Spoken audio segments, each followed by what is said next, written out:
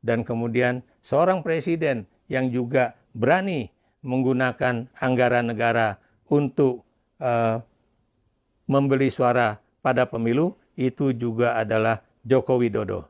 Dan kita juga tahu hanya Joko Widodo juga Presiden Republik Indonesia yang setelah berhenti menjadi presiden masih terus aktif di dalam politik ya, untuk mempengaruhi jalannya pemerintahan. Bagi kepemimpinan politik buat sebagian pemimpin yang kurang terdidik dan bodoh pasti menimbulkan sengsara rakyatnya. Seorang presiden bisa berpenampilan seperti orang bodoh, pelongo-pelongo, tetapi bisa menjerumuskan bangsanya kalau dia ternyata menyimpan ambisi buta dan seolah akan hidup abadi tak ingat mati. Jadi hati-hati Bapak Ibu sekalian, jangan terlalu gampang memusyrikkan orang. Maka itu saya sering mengatakan, orang yang suka menyalahkan orang lain, kerjaannya cari kesalahan orang lain, sekalipun profesor. Kalau kerjaannya suka menyalahkan orang lain, itu masih harus belajar. Tapi kalau sudah mulai menyalahkan dirinya, introspeksi dirinya sendiri, astagfirullah, pantas semuanya hitam. Saya nggak sadar saya pakai kacamata riben ini. Saya yang salah. Itu orang sudah sedang belajar. Tapi kalau tidak lagi menyalahkan orang lain, tidak juga menyalahkan dirinya sendiri, tapi diam-diam menyelesaikan persoalan tanpa menepuk dada, selesai belajarnya. Kenapa? Sudah menjadi arif. Orang arif tidak pernah mencari kambing hitam, kambing putih. Saya kira salah satu topik yang terus menjadi hangat dan terus menjadi pergunjingan publik sampai hari ini adalah persoalan serangan politik, hujatan-hujatan politik yang seakan-akan ini tak pernah ada hentinya, selalu dialamatkan kepada Jokowi. Padahal Jokowi itu bukan lagi menjadi orang penting di negara kita. Padahal Jokowi itu bukan lagi Presiden Republik Indonesia. Mestinya yang kalau mau dikritik itu adalah penguasa saat ini. Presiden, wakil presiden, para menteri, anggota dewan, ataupun perilaku-perilaku politik para elit yang kemudian menimbulkan kontroversi dan kegaduhan. Dua profesor ini adalah profesor yang pengangguran. Heran juga kok ada profesor yang omongannya seperti itu. Profesor seharusnya menjadi ilmuwan yang mendidik dan perkataannya tidak timbul provokator. Untuk Profesor Amin Rais, sebaiknya Bapak pensiun aja dulu dari dunia media sosial, karena Bapak kan sudah tua. Bapak yang seharusnya tidak cawi-cawi lagi dalam soal kepemerintahan. Di eranya Bapak juga nggak baik-baik banget, bahkan karir politik Bapak Profesor Amin Rais juga ya tidak bagus-bagus amat dan banyak buruknya juga. Kemudian untuk Profesor Ikrar, seharusnya Profesor harus berterima kasih kepada Pak Jokowi ya. Kalau tidak salah 2017 Profesor menjadi Dubes Republik Indonesia ya. Yang mengangkat waktu itu adalah Bapak Jokowi. Jangan lupa Prof, saya cuma mau mengatakan Jokowi atau Presiden ke-7 Republik Indonesia ini sudah banyak berjasa untuk bangsa dan negara. Pertanyaan dari saya adalah kontribusinya Profesor selain menjadi beban negara apa untuk bangsa.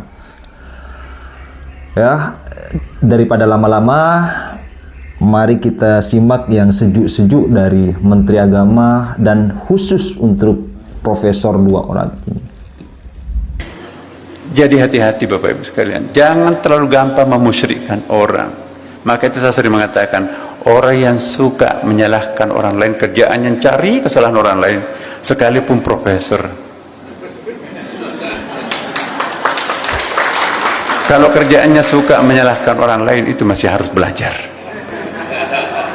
Tapi kalau sudah mulai menyalahkan dirinya, introspeksi dirinya sendiri, astagfirullah, pantas semuanya hitam, saya nggak sadar saya pakai kacamata riben ini.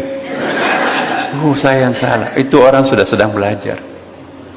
Tapi kalau tidak lagi menyalahkan orang lain, tidak juga menyalahkan dirinya sendiri, tapi diam-diam menyelesaikan persoalan tanpa menepuk dada, selesai belajarnya. Kenapa? Sudah menjadi arif. Orang arif tidak pernah mencari kambing hitam, kambing putih. Saya kira salah satu topik yang terus menjadi hangat dan terus menjadi pergunjingan publik sampai hari ini adalah persoalan serangan politik, hujatan-hujatan politik yang seakan-akan ini tak pernah ada hentinya, selalu dialamatkan kepada Jokowi. Padahal Jokowi itu bukan lagi menjadi orang penting di negara kita. Padahal Jokowi itu bukan lagi Presiden Republik Indonesia.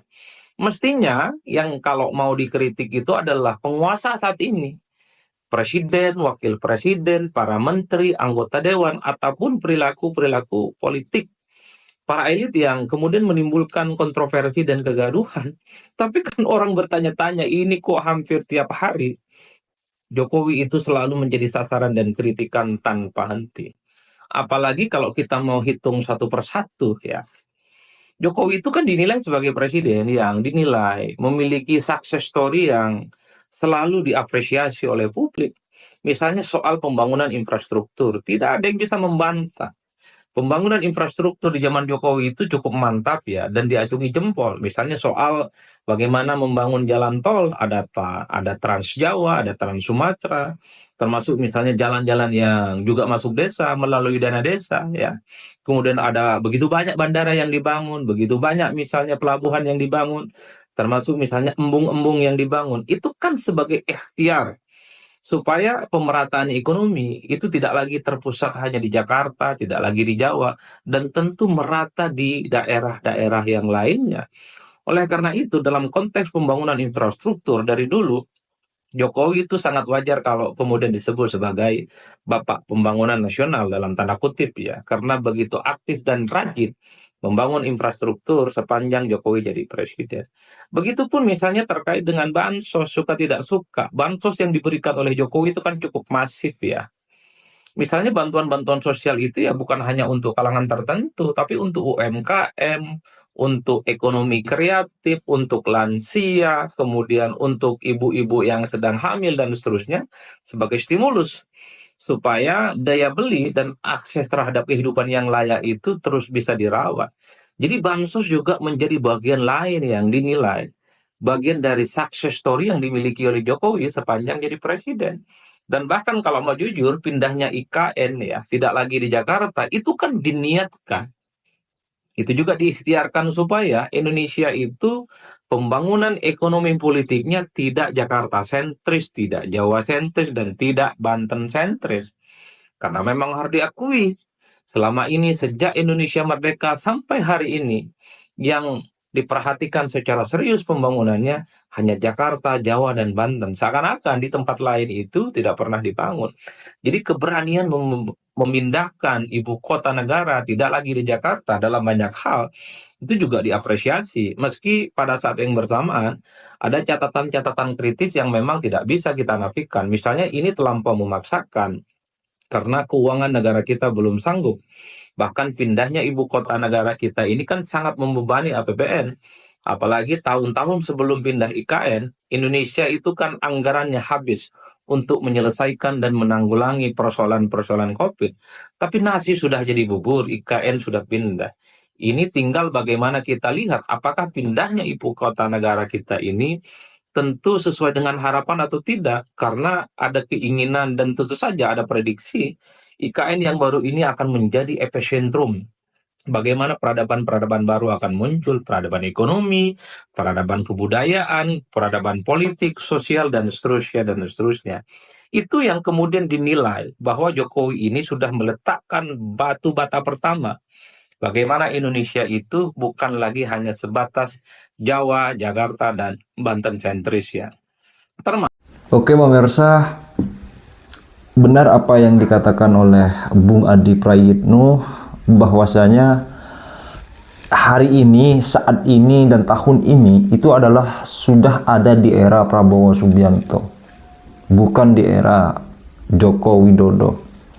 Seharusnya yang menjadi persoalan itu adalah kepemerintahan Prabowo Subianto, bukan lagi Jokowi.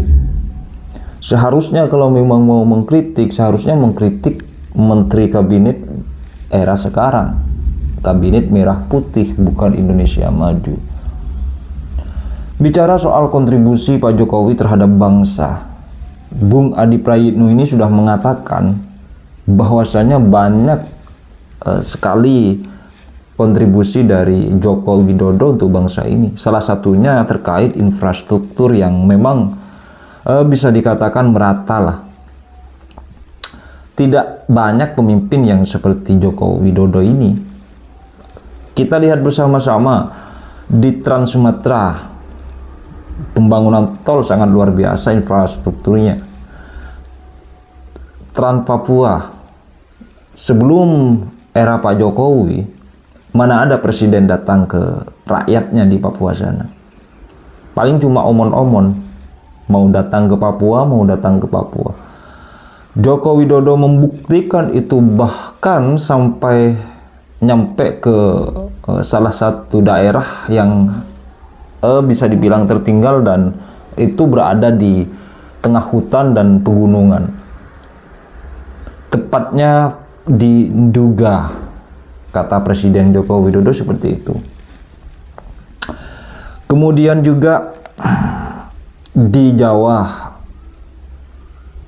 tol dari Jawa Timur sampai kota Jakarta itu semuanya sudah selesai.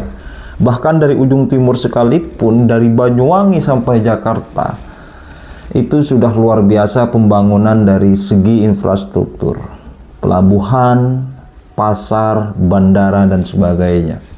Masih kurang apa di pemerintahan Jokowi? Masih kalian salahkan? Nah, saya rasa itu. Jadi mari, kalau memang mau mengkritik pemerintah, kritik di era Prabowo hari ini, kritik habis-habisan seperti mana kalian mengkritik Presiden Joko Widodo.